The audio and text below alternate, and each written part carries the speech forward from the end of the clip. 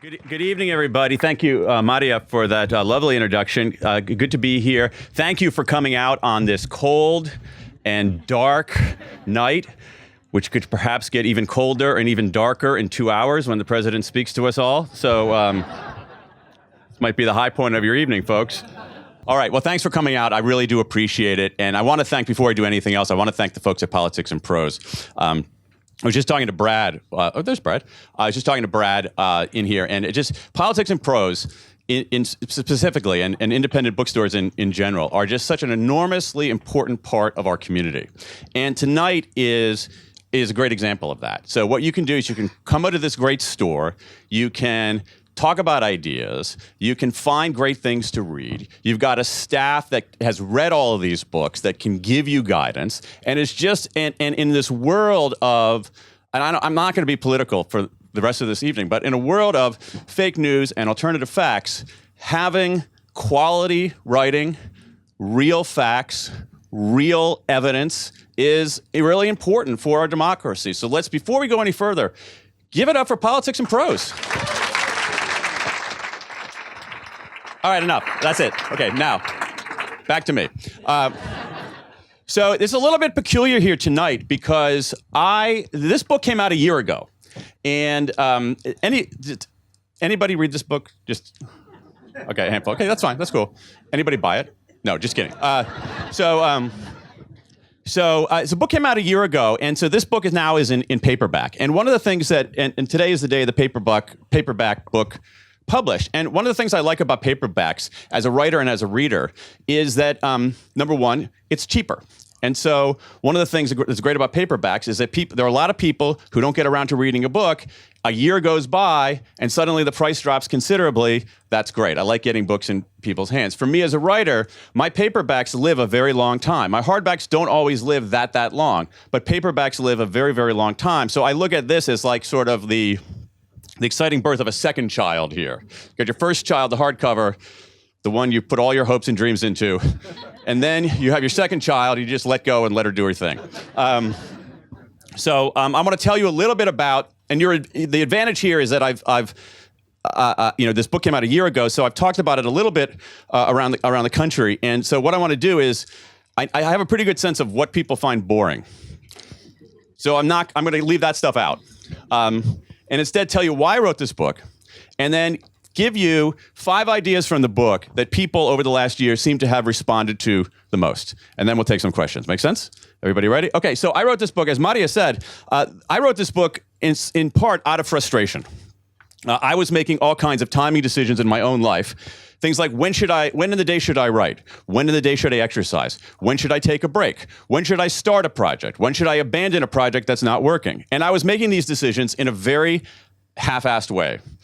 You can say half-assed at independent stores. So I'm making it in a very half-assed way. And that frustrated me. And because I like evidence, I like facts, I like making decisions based on real things. And so I started looking around for guidance, and it didn't exist. And then I got curious. I said, I wonder if there's any research on this question of timing.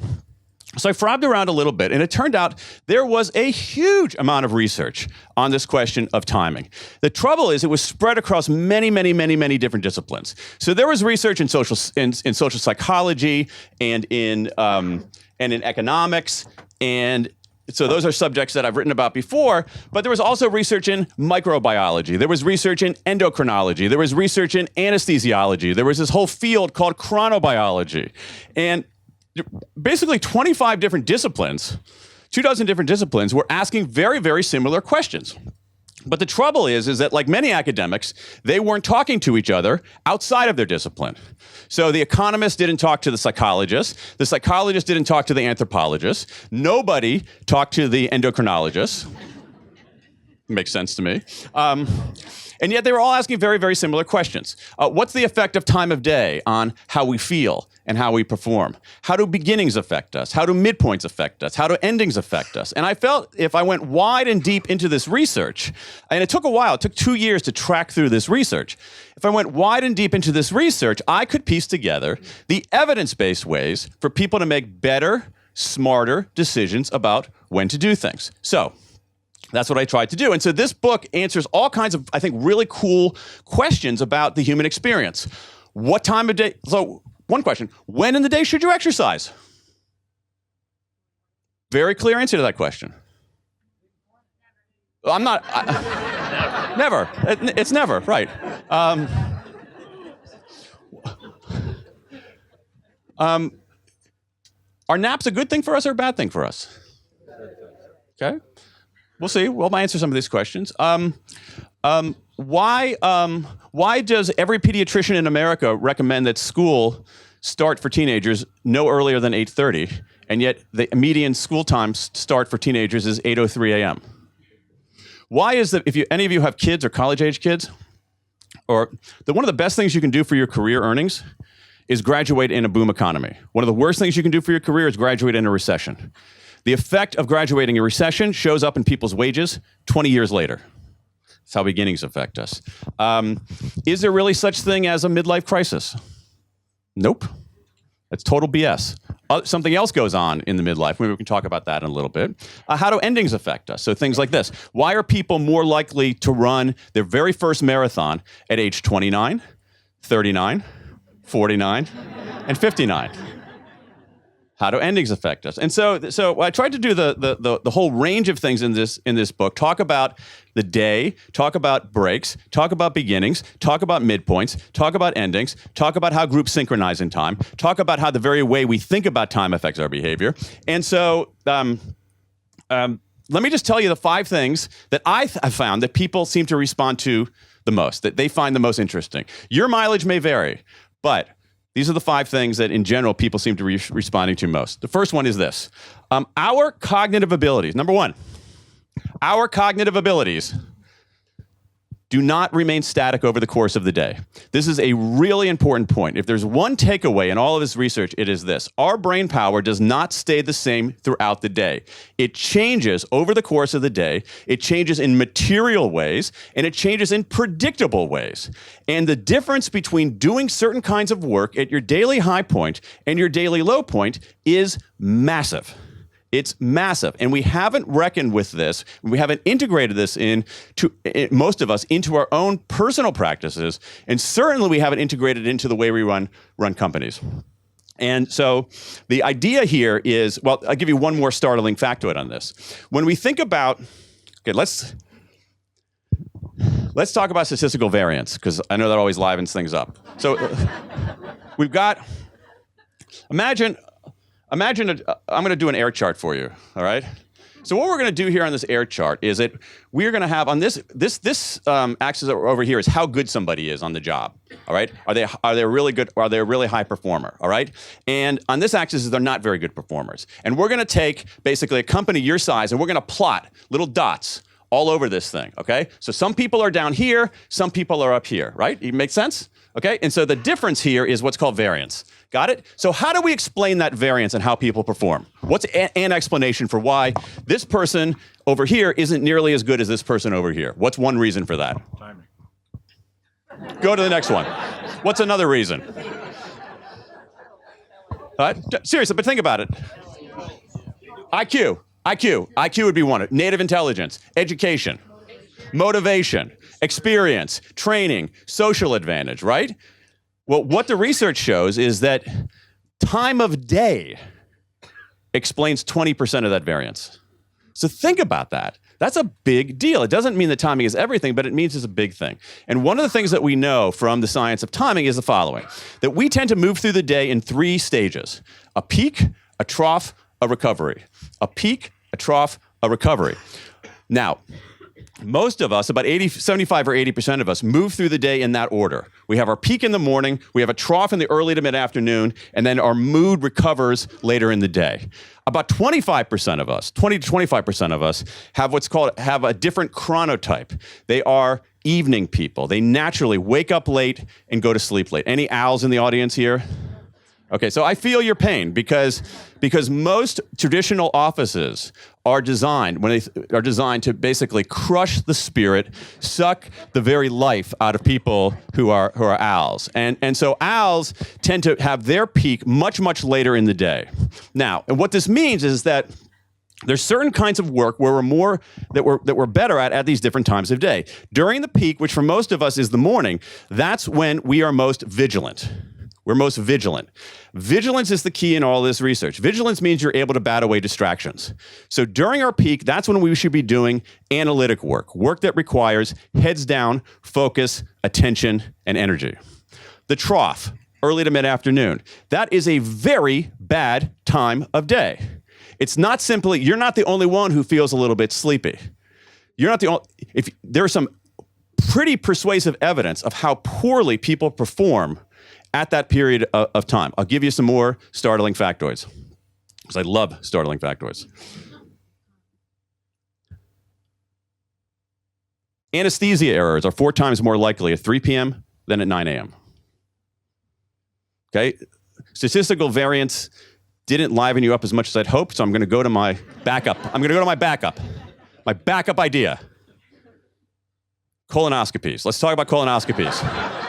Doctors find half as many polyps in afternoon exams as they do in morning exams for the same population.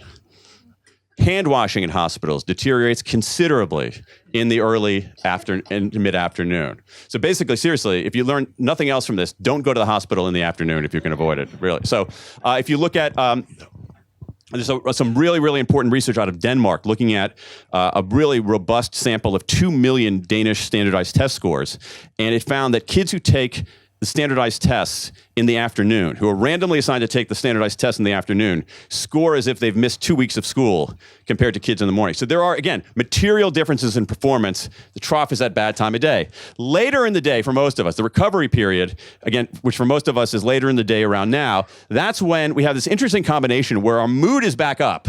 All right, our mood goes back up, but we're actually less vigilant. And that makes people a little bit looser, a little mentally looser, which makes it a good time for iterative kinds of things, brainstorming and all that. And so basically, this is the first idea here, is that there is, in the science, even though it's very complicated and goes against goes through all these different disciplines, there is a recipe out there. We should be doing our analytic work during the peak, our administrative work during the trough, and our insight work during the recovery. And if we do that, we will get more work done and better work done. But the problem is, we don't do that. Because we're not intentional about timing. We're intentional about, how many people here today had a to-do list? That's intentionality about what you're doing. You have HR departments in your offices. That's intentionality about who you're doing things with. But when it comes to when we do stuff, we think it doesn't matter, but it does. It matters a lot. And so if we just make this small adjustment, and this book, more than any book that I've written, changed the way I do things. Any other writers in the audience? Okay, so the writers in the audience will know this. It's a phenomenon, it's a universal cosmic phenomenon about writing. The moment that you sit down to write, your butt hits the chair, your fingers touch the keyboard. At that moment, the universe begins conspiring to distract you, all right? So you want to do your writing at your moment of least distractibility, which is your highest vigilance. So I basically reoriented my schedule. So I now, on writing days, only do my writing during the morning, leave my phone aside, don't answer my email, et cetera, et cetera. So I focus my analytic work in that period, those 3 glorious hours where I'm okay, where I'm not as bad as I am other times of day. But most of us, and for me, I did this for years and years. The first thing I did when I get into my office is what? Answer my email. So you get into your office, you're like, I get into my office, it's like, oh, I got some email, here's what I'm gonna do. I'm gonna clear the decks, right? You wanna clear the decks, just clear your head. So you spend an hour answering your email, you feel good about that. But then it's like, what, I don't know, for me, like maybe 9:30, 9:45, I'm getting a little hungry, all right? So I may want a bagel or something. So I go get a bagel, all right? Then I come back and it's like, oh, by now, certainly something has happened on Twitter. So let me just check that out, and then 4 ESPN highlight reels later, it's lunchtime and I haven't gotten anything done. And so I guess my high level advice is don't do that, all right? Do the right work at the right time. Have your meetings at the right time. The way we schedule meetings in this country, in the world, is ridiculous. What's the only criterion we use when we schedule meetings in organizations? Availability. Availability. It's basically Outlook's job to figure out when people sync up. So we don't say, who's going to be at this meeting? Early people or late people? What kind of meeting is this? Or do we need people to be locked down and focused and analytical? Do we need people to be creative? Is this simply a meeting about our petty cash policy? We don't do that. We say, hey, is Madia available? Is Jose available? And is conference room 3C open? And just think about how much time and treasure we spend on meetings. So that's the first point. I'll be quicker on the next 4, because I know you guys want to see that speech. Second one, breaks. Breaks.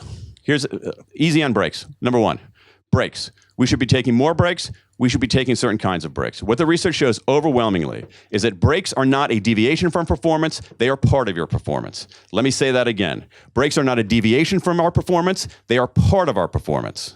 All right? And I'm somebody who never took breaks because I somehow, even though I have truly zero connection to the Puritans in my lineage, zero, zilch, nada, nothing in my lineage, somehow as an American, I have imbued this sort of puritanical view of work where powering through is not only the way to get more done, but is also morally virtuous, right? Totally contrary to what the science says. Here's a way to think about it. Remember 15 years ago, or even 20 years ago, so Brad and Brad's wife, Lissa, the co-owner of the store, and I used to work together a long time ago. So go back 20 years ago, all right? 20 years ago, someone who pulled an all-nighter was a rock star in the office, right? I pulled an all-nighter, I was up all night, I've only gotten 3 hours of sleep, and those people would always make me feel bad. You know, it's like, oh, I'm such a wimp. I'm so frail and feckless and not fully committed to this operation. Then what happened? The science of sleep emerged. What we realized is there was a science of sleep. It emerged and it hit public consciousness. So now that person who pulls an all-nighter or brags about going sleepless, we're like, dude, get some rest, man. You're hurting your performance. You might be hurting our performance because you're so sleep deprived. And I think breaks are on that same kind of trajectory that we're going to know. We're going to understand how important breaks are, and the science also gives us some clues about the right kinds of breaks to take. We know about breaks. Social breaks are better than solo breaks. Breaks with other people are more restorative than breaks on your own, even for introverts. I know I was disappointed too about that one. But it's true, even for introverts. Not surprising, moving is better than stationary. I think we know a lot more about that. Moving breaks are better than stationary breaks. What else? Some incredible research on the importance of being outside.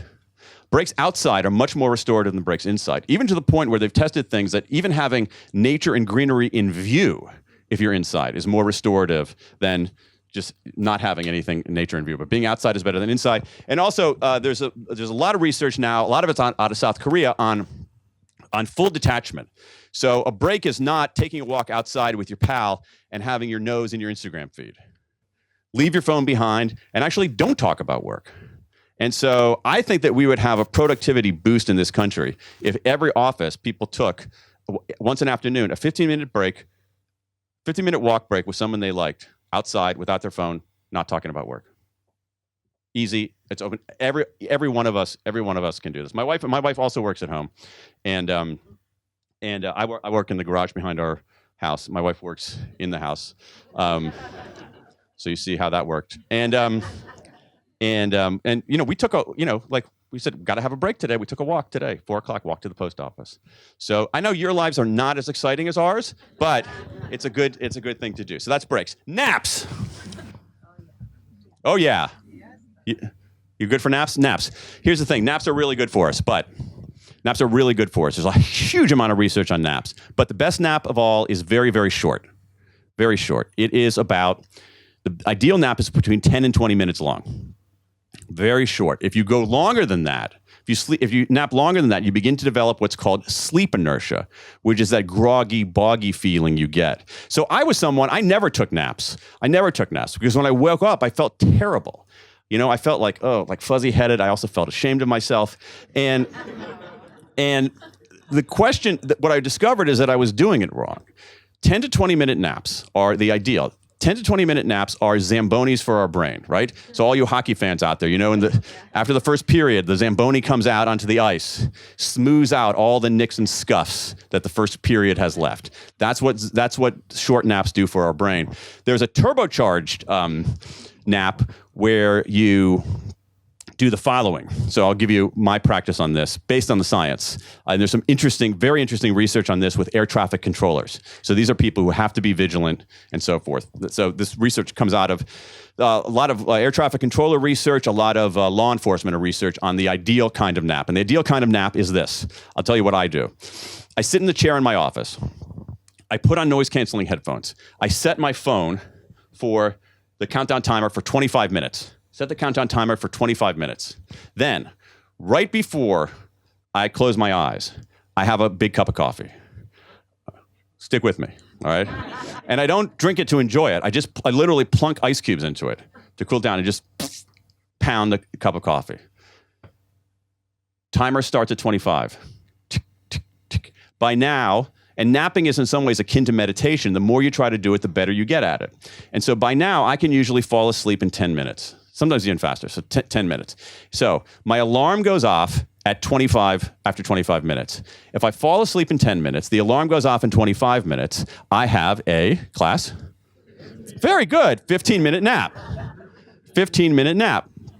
And so that's right in the sweet spot. Now, remember, I had that cup of coffee right beforehand. It takes 25 minutes for caffeine to enter our bloodstream. So at the moment that I'm waking up, no sleep inertia, Zamboni has worked. I hit it with a hit of caffeine, and this is a technique, I kid you not, known as a nappuccino. And so the nappuccino is the most, I'm not kidding about this, the nappuccino is the most effective nap you can do. So that's naps. What else we got? We got breaks, naps. Okay, so I'm really into and I hope we get some questions on this, the episodic nature of things. I was really fascinated by how do beginnings affect us? How do midpoints affect us? Midpoints is one of the most interesting lines of research because they're typically invisible to us. But anything that has a beginning and an end, by its nature, has a midpoint. Certain kinds of projects and things like that. And those midpoints have this invisible effect on us. But let me give you one thing on endings. How many of you have ever said this to someone? I've got some good news and some bad news. Okay, anybody not said this to somebody? All right, I've got some good news and some bad news. So here's the question. When you're delivering good news and bad news, what should you give first, the good news or the bad news? Okay. This is one of those questions where you actually have a 50-50 chance of getting it right. So, okay, so let me give you the argument. Here's what I have done for years and years and years. I always, always, always give the good news first. Here's why. Number one, it's uncomfortable giving bad news, right? It's uncomfortable to receive bad news. So you just want to ease into it a little bit. Two, if it's really bad news, I want to establish like a cushion before bringing down the hammer. The other thing is that I feel like if I just start with bad news, people will just totally shut down. They won't listen to anything else. That's the argument. But forget about my argument here for a second. I want to ask you a very different question. This is a question that Angela Legg and Kate Sweeney asked in their research, which is this. When you are on the receiving end of good news and bad news, when someone says it to you, what do you want to hear first, the good news or the bad news? Let's see a show of hands. How many people want the good news first? How many people want the bad news first? Overwhelmingly, this is what the research shows. So what we don't do, so here's the thing. I want the bad news first myself. I'm too stupid to extrapolate from my own preferences to assume that anybody else shares those, right? Overwhelmingly, what it shows is this, in a whole array of things on endings, a preference for endings with rising sequences rather than declining sequences. Rising sequences rather than declining sequences. And this is a very, very powerful effect that in business should shape how a transaction ends. Like I think a lot of commercial transactions, retail transactions, commercial transactions, at the consumer level, they end in a sort of perfunctory way. And actually, there's some very good research showing that people will encode the experience better, think of it more favorably, if the end has that sequence at the horizon. A mundane example of this is at Nordstrom, where they come around and hand you the bag and address you by name. That's an effort to sort of make the ending more memorable. So these endings, so there's small hacks that we can do, but seriously, I've changed my mind and my practice entirely on good news and bad news. And that is, I always give the bad news first. Always give the bad news first. I'm so into it, sometimes I just give the bad news. Don't even give anybody anything. No. So, number 5, and then we'll take some questions. All right, so this has to do with, I'll do it as a little bit of a puzzle. I'm going to describe to you an activity. And I'm describing an activity, and here are the benefits of this activity. And you try to guess what the activity is. This activity is boost people's mood. This activity actually can be a prophylactic against depression. This activity actually raises people's pain thresholds, so after doing it, they feel less pain than before they did it. Exercise, good guess. Sex, good guess. Huh? A good joke? Okay, good laughter, good guess. Yeah, you don't have to raise your hand. You can just shout. Yeah. Listening to music, good guess. Okay, we're gonna go. What is the activity? Drinking coffee? Eating. Somebody was very close. Who said singing? Tell me your. Oh, right. Hi. How are you? Singing. It's not just. Remind me of your first name? Sharon. It's not just singing, Sharon. It is singing in a group. What I just described to you were the benefits of choral singing. It's unfreaking believable. I have a whole chapter on synchronization, how people synchronize in time. Choral singing, not singing, and I wanted to be careful on Sharon's answer here. It's not simply singing. It's not singing alone. Singing by yourself in the shower will not raise your immunoglobulin levels. It's not solo singing. It's singing in a group. And there is some of the research on synchronization shows that when we synchronize with other people, and all of you, many of you gave really great answers. You see some of this in group dancing. Somebody mentioned dancing. You see some of it in your point about a joke. You see some of it in collective laughter, this kind of effect. You see some really interesting work on, believe it or not, on rowing. On rowing in teams, in part because a lot of colleges have rowing teams, so it's easy for the people who study this to find people to study. But you have people who row in a single boat. I don't know my rowing that well, but in rowing in a single boat where you can actually measure now how much exertion that person has, it's a kinetic energy or whatever, how much exertion that person has expended. Yeah, thank you. Has expended. I have a problem with verbs. Has expended, and you can measure that. But when you have the person basically with the same energy expenditure in a group, that person reports feeling less pain and less effort. Synchronization. When we synchronize with other people, there's something powerful about that. There's something powerful. It probably has an evolutionary basis. So if you're looking for an activity for the new year, try something like that. Group dancing, group singing, group rowing. Doing things in sync with other people is an extraordinary benefit for us. It is basically, I don't think you can quite say that it's as good for you as exercise, but it's close. I do think you can say it's as good for you as meditation. It's an extraordinary thing, and when you see the research in kids, it's even more remarkable. One last study, and then we'll take some questions. When you see research in kids, what you see is that when kids play synchronous games, versus non-synchronous games. So a game like, one of the studies talks about this game called clap and tap, where you basically say to the teacher, we could do it here, like you could follow me. I'm gonna go clap, clap, and then on my thighs, tap, tap, all right? So let's go. We'll do this together. Okay, here we go. Clap, clap, tap, tap, tap, tap, tap, tap, tap, tap. Now, what's interesting about this is that I just sprung this on you. I had no idea I was even gonna mention that. How long did it take you to adapt to that? It's pretty amazing. We got 110 people here who immediately were synchronizing with no forewarning of any kind. When kids play those kinds of games versus just other fun games, afterwards, those kids are more likely to help the teacher. They're more likely to cooperate with the teacher. They're more likely to be open to playing with kids who don't look like them.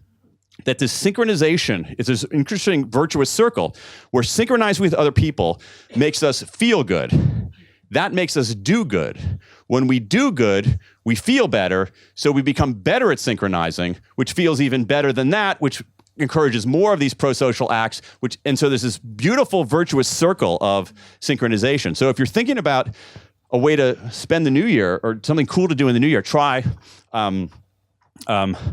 group singing, group dancing, group rowing, roller derby, whatever works for you.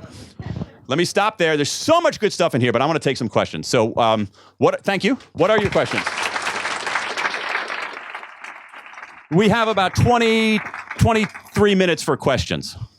Have your researchers found that people change over time? Because for my first, 20, 30 years, I was a morning person.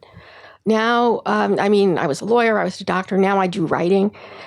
And it used to be I was good at that in the morning, and now it's the evening. It would be much more convenient if I stayed a morning person. That's interesting. But I haven't. Carol, that's interesting because what you're talking about, the answer to your first question is yes, people do change over time. The answer to your second part is that the kind of change that you experience is very different from the norm. So here's what we know. So this idea of a chronotype, are we larks, are we owls, morning people or evening people, that sounds kind of pop culture folkloric. There's a whole field of science behind this, man, called chronobiology that talks about our chronotypes. Are you a lark, are you an owl, or are you in the middle? The distribution overall looks like this. About 15% of us are very strong larks, morning people. About 20% of us are very strong owls, evening people. And about 2/3 of us are in the middle, what I call third birds. I know. So I seriously, I went through like 1,000 bird names and I just couldn't find anything that worked for that. So, but what we know is there are changes over time, and you, Carolyn, are very different. What we know is this: little kids, very larky. As anybody with little kids know, they wake up early, start running around like crazy people right away, right? Little kids, very larky. Around our mid-teens, there's a sizable move toward lateness. Sometimes 2 and 3 hours. This is one of the reasons why school starts way too early for teenagers. And at some level, it starts a little late for really little kids. Like we're getting the worst of both worlds in the way on our school start times. So in this period of intense owliness, lasts from about the mid-teens to the mid-20s. After that, there is, in general, for most people, the people who are not the 20% hardcore owls, there's a gentle descent into greater and greater larkiness. And so if you look in general, and you're the outlier on this, the chronotypes of people under 70 and people, say, over 65 are very similar. So we do change over time. Yours is interesting, but hey, don't fight it. Just go with it. That's the thing. Yeah. I mean, are you doing your writing in the evening now? Yes, but I have less time in the evening than I used to have in the morning. So it's not that I've chosen it that way. It's that that's how it is. I mean, the ideas come in the evening. Great. All right. Well, I mean, at least you have ideas. That's more than most people. Thank you. Let's go to the next one. Josh, how are you? Hey, man. Things are good. Yeah, he knows my dad. And your mom. Yeah. And I know you. Yeah, sure. Anyway, I had a thought, which is that there's a saying people often give called, you want to save the best for last. Yeah. Meaning, you want the fourth quarter of a game to be the most exciting. You want the last 30 minutes of a movie to be the most exciting. Do you agree with that? And if so, how might that influence your thoughts on the order in which we should give news? Great point. It's a bigger question than you realize, because there's a lot of research on that. There's even research in the NFL, some big data research in the NFL. Let's say we divide up an NFL game. How many minutes in an NFL game? 48? 60. 48 in a basketball game. Basketball, yeah. So NBA game. Yeah. So official minutes, right? Yeah. What minute from 1 to 60 do you think they're the most points scored?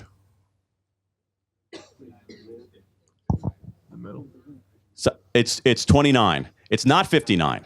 And that makes sense because some teams are just trying to run out the clock or the game is over. But I don't remember the exact figure, but in the 29th minute, there are often more points scored than there are in the previous 15 minutes cumulative because of that effect of endings. It energizes us. It gets us going. Now, on the idea of sequence is a really interesting question, Josh, because there's a lot of really interesting research on what's called serial, S-E-R-I-A-L, competitions. Serial competitions. So these would be things like American Idol, figure skating, but on the workplace, it could be things like pitching for business.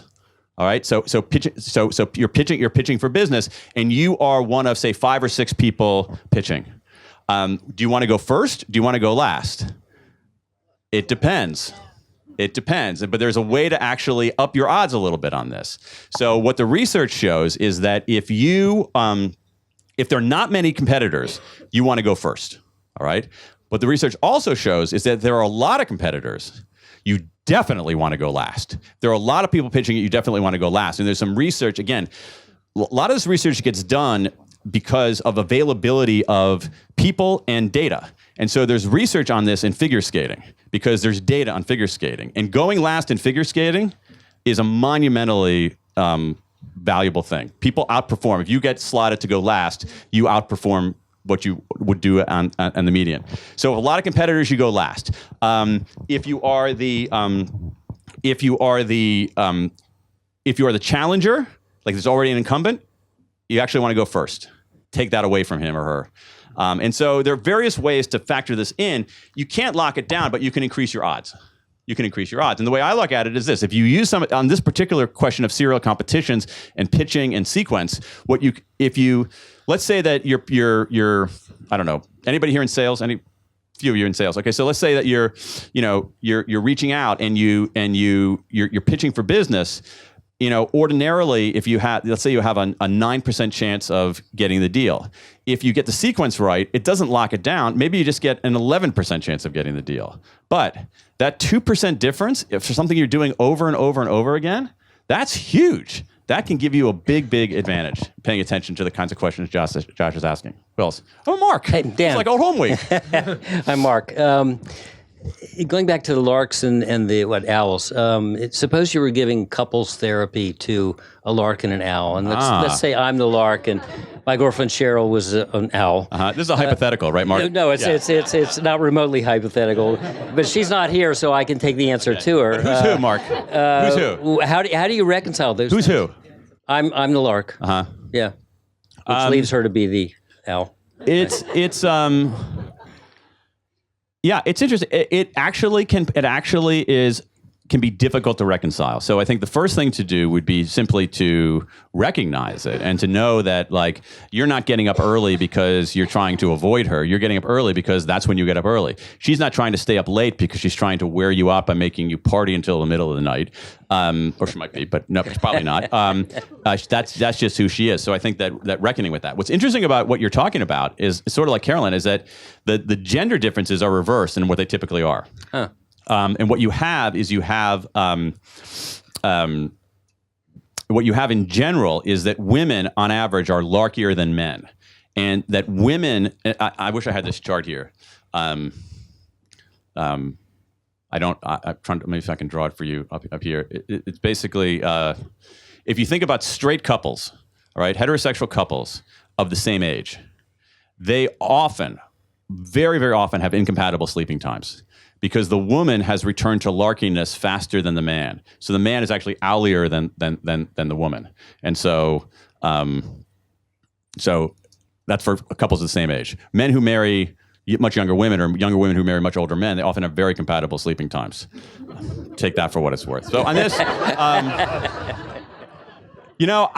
I think it's a hard problem to solve fully. I just think you have to acknowledge it and work around it and make compromises. I mean, I hate to sound like Dr. Phil, but this is I think that's the way to do it, because at some level, Mark, like these chronotypes, they're not that malleable. It's sort of saying, it's like, like I'm not very tall. All right. I wish I were taller.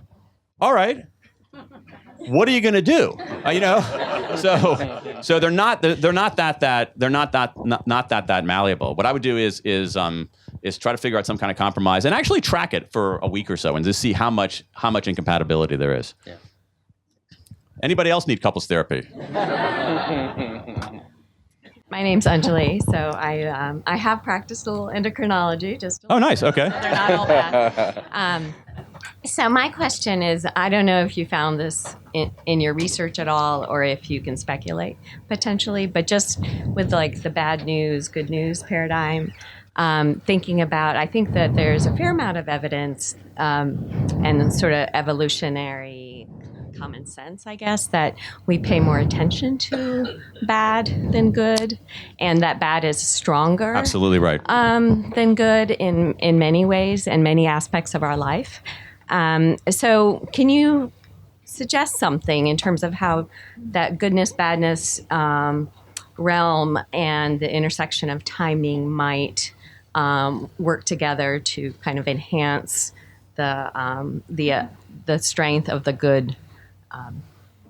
That's a great question. I actually don't know the answer to that. I don't know about the research, but you're right on the bad is, and you're right on the bad is more salient than good always. And I agree with you that it's just an evolutionary explanation. So we're evolving. It's like, oh, bad news. There's a saber-toothed tiger around there. Yeah. I better get the hell out of here. Good news. Oh, look at that pretty leaf. Right? So it's less, the people who looked at the pretty leaf didn't survive. Right. The rest of us who were freaked out by that saber-toothed tiger survived, and we passed our genes into the generation. What I would do is, the only thing that I can think of is, on this, is some of the research on what's called processing fluency. Right, so there's research on processing fluency. What kind of is basically what kind of messages stick, and there's certain kinds of things that we know improve processing fluency, that get things to stick. And one of them is repetition. And this is actually, again, I was starting not to be political about this, but one of the most ingenious things Trump does is he repeats stuff. And there is this thing with repetition. Repetition increases processing fluency. Repetition increases processing fluency. And what processing fluency does is processing fluency makes you understand it and believe it. So my hunch, and it's only a hunch, Anjali, is that a one-off of good news isn't sufficient. I think a one of bad news, because of its high salience, is sufficient. And then you can increase the processing fluency by repeating the good news or repeating different aspects of the good news. Other things that increase processing fluency are rhymes. Rhymes increase processing fluency in this really, really intriguing way. Alliteration can increase processing fluency. To some extent, lists can increase processing fluency. But on this one, I would say try bad, very salient, good, good, good, good, good, good, good, good, good. Yeah. See if that works. Yes. Thank you. Hey, let me adjust this a little bit. So I wonder your thoughts on kind of, this book being called Why, or When. Sorry. Yeah, you're in the wrong store. I am thinking actually though about when versus why, and your thoughts on that in terms of, Drive is a book about purpose and that, and so. Sure. Trying to live a better life, is there certain situations where if you're trying to, kind of think about your own situation, should I be thinking more about the why or more about the when? Is one more important than the other? Just, that. Tell me your first name. Brendan. So Brendan, that's a very, very good question. And I think the answer is that it's both. And to my mind, what's happened is that the how and the what and the why we take seriously, but the when we don't. And so I don't see the when as a replacement for the why, but I see it as a co-equal of that. And the why is really important. There's a lot of really, really, really good research on this, where if you tell people the purpose of doing something, they do it better. There's a really lovely study out of Harvard Business School where of cafeteria cooks. It's one of my favorite studies of cafeteria cooks. And what they did is they typically you think about a cook in a cafeteria, and the customers can't see the cooks. And so they rigged up an iPad where in certain circumstances, the cooks could see the customers could see the cooks, they could both see each other. And what they were measuring, the dependent variable, what they were measuring was the quality of the food, not how happy people were on the job, but simply how did customers rate the food. And actually the quality of the food improved when the cooks could see the customers. And so because they realize, okay, why am I making this cheese omelet? I'm not necessarily solving the climate crisis or anything like that, but I'm doing something that's purposeful. So I would consider them co-equal. Cool. Yes. Thank you. Hi. So as someone who is about to graduate in May, what can I do to sort of safeguard against, you said basically when you graduate. Yeah. What can help me? Tell me your first name. Madison. Madison. It's a little late, Madison. No. No. You're actually in pretty good. So you're going to graduate in May. Yeah. And so what they did, this research is some really brilliant research, very, very complicated to understand. The math behind it is above my head. I had to bring in a research assistant to basically explain the math in this paper to me.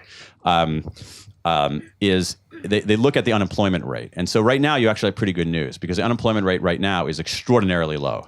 And it's hard to imagine, although talk to me at 9:45. It's hard to imagine that the unemployment rate now is what, like 3.8, somewhere around there. Anybody from the BLS here? Any furloughed Bureau of Labor Statistics person here? It's about 3.8%. That's really low, Madison. And so by May, even if it goes up a little bit, it's still going to be pretty low. So you're going to be in pretty good shape. The one thing that I would tell you is this: is which is important to understand, which is the mechanism at work here, why this happens. Because here we know why it's happening. Here's what happens. Basically, getting a job, finding a career is a matching exercise. You're trying to find your skills to match an employer's or customer's needs, right? And we very rarely get the match right away. It takes time for people to make the match. And so what happens is that people enter the labor market, and it's not a great match. It's a mismatch of sorts. And what they do is they move to a better match, all right? And one of the things that we know from Lisa Kahn's work is that the way that people's salary increases is often by moving jobs. And so let's say you have a job, it's not a great match. You move to another job, it's a slightly better match, you're earning slightly more. Then you move to a third job, it's an even better match, you're earning slightly more. Your salary is going to go up. And if there's high unemployment, you can't move. You're stuck. And so that has a cascading effect. So one piece of advice that I would give for you is actually graduate on time.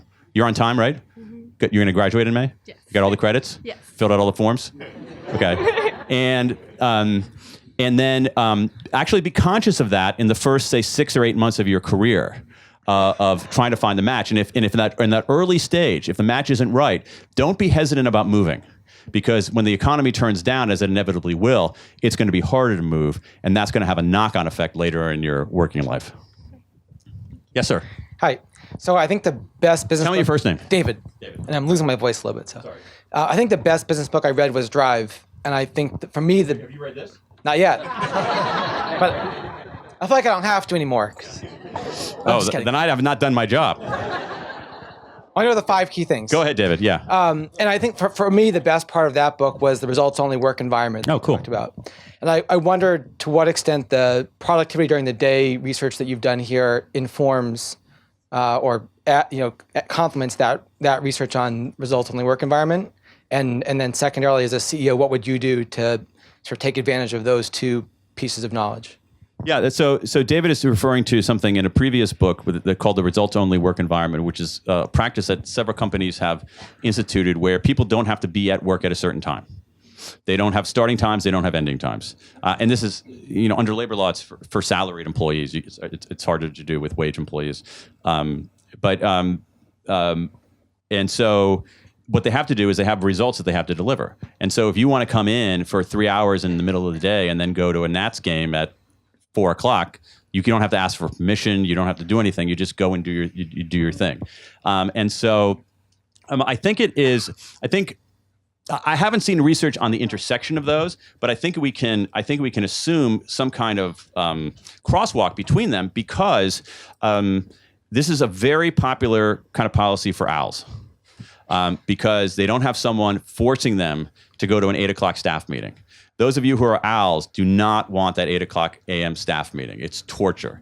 And so you don't have to do that. You can do your work at 7 at night or 8 at night or 10 at night or something like that. So I think it's just another way of giving individuals a little bit more autonomy, a little more sovereignty over over their work. And a dimension of that, so in Brendan's case too, if we think about like what are the dimensions of work that we want some sovereignty over, one of them is what we do, one of them is who we do it with, some of them is how we do it, but when we do it is actually material. And so results-only work environments establish that. If I were a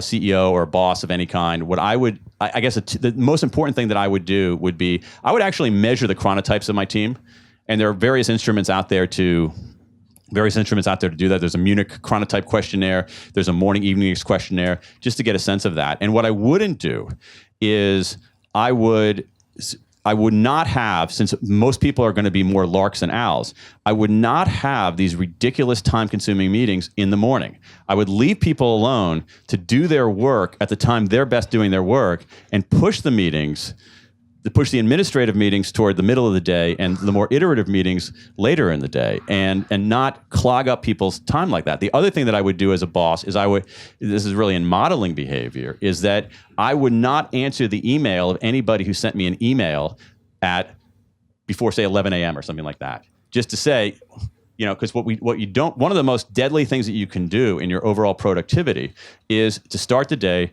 by clearing out your email. And I know it feels really good. I know it feels like an accomplishment. I have been there, all right? I have been, with the email clearance high, right? Exulting in my chair, feeling good, right? And that is a false high. Boys and girls, that's a false high. So I would do those two things. Thanks. How about how are we doing on time? Hi, we can take one more question. Okay, one more. Yes, sir. Mm-hmm. Okay. My name's Ken. I'll get that out. Thank you. Thank you for spotting the pattern, Ken. Yeah. I did. I remember reading some medical research about people, how they remember painful experiences, and how the experience ends is very important in the memory. So I guess, just thinking about it, while I listen to you talk, if you can game that to some extent, I think giving the dentist that gives a sweet to the kid at the end of the procedure, but the sweet has to be sort of part of the procedure, it has to be part of the experience to work, I think. But I think there's something there. There definitely is in the study, and there's actually a lot of research on pain in this regard. And actually, I don't mean to bring up a colonoscopy study to close this, because that would be like the worst ending you could possibly have. All right, so I'm conscious of that.